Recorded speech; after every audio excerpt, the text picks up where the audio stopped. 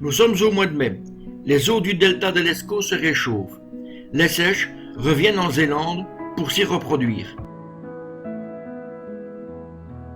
Contrairement aux femelles, le mâle a des rayures sur les tentacules latéraux. Le mâle dominant est au centre de l'image. Après l'accouplement, il faudra 2 heures pour que les œufs soient fécondés. La femelle conserve ses œufs en son sein quelques jours. Durant cette période, le mâle veille jalousement sur sa promise, ce qui se traduit par un balai postnuptial impressionnant.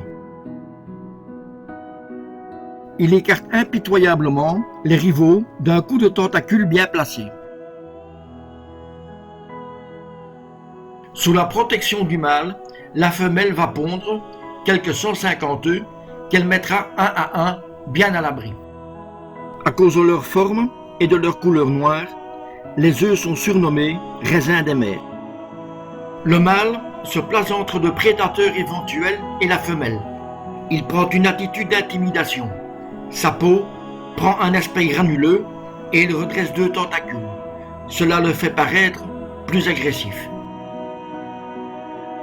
Le cas échéant, la propulsion par réaction leur permet de fuir rapidement sans perdre de vue l'ennemi. Pour fuir, il faut pouvoir voir l'ennemi. L'œil en W de la seiche est d'une extraordinaire précision. Elle perçoit parfaitement les mouvements. Les bébés seiches sont une proie facile pour ce taco. Dans quelques semaines, lorsqu'ils auront grandi, les rôles seront inversés. Le taco deviendra la proie des seiches. Le bébé seiche n'est pas sans défense.